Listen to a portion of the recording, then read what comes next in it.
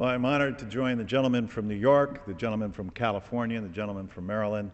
Martin Luther King once described the need to act as the fierce urgency of now. Nothing is more important to the American people. Nothing is more important to anyone listening to this broadcast than seeing this country go back to work.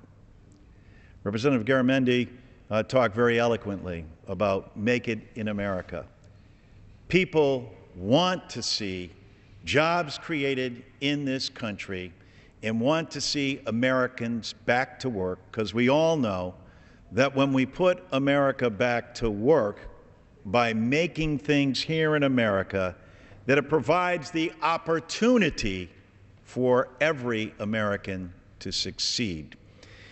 The President has called upon Congress to act. He did so in a speech last week. We need to respond now. He did so in bipartisan fashion, citing bills that have come from both sides of the aisle.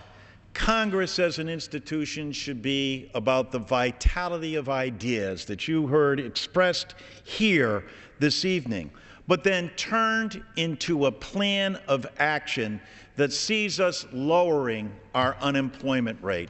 It is simply unacceptable that Congress would dawdle while 14 million Americans are unemployed and a sum total of 25 million Americans are underemployed.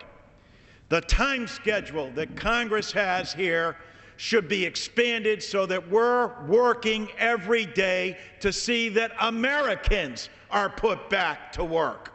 14 million Americans are crying out for the President's proposal to be enacted, to see this body take action.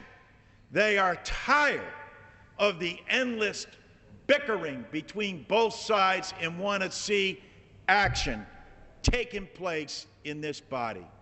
My colleagues have outlined very specific proposals that will achieve those goals. We've just witnessed one of our colleagues who spoke so eloquently, and I'm referring to Mr. Tonko from New York State, about what has happened to his community, his district, the very character of which was changed because of a calamity. More than a 500-year level storm that ravaged the states of Connecticut, New York, and Vermont, and left people not only destitute in terms of their very homes and their livelihood, but again, seeking what is fundamental to this country, a certain sense of fairness and shared sacrifice and commitment to helping out fellow Americans. What better way than rebuilding our country and starting with those communities that have been ravaged?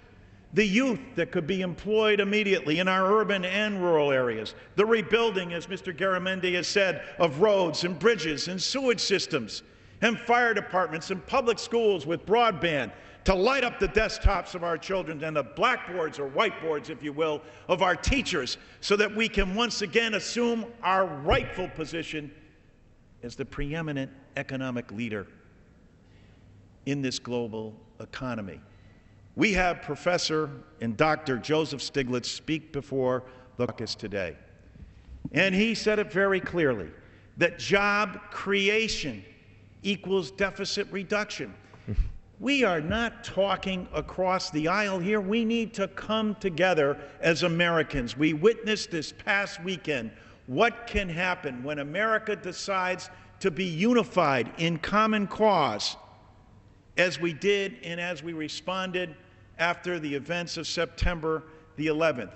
We need to respond to the crisis at hand, which is 14 million Americans that are unemployed, the devastation that it has wreaked on our economy, what it's meant to our housing, what it's meant to our education system, what it's meant to our manufacturing base that Mr. Garamendi has talked about time and again on this floor.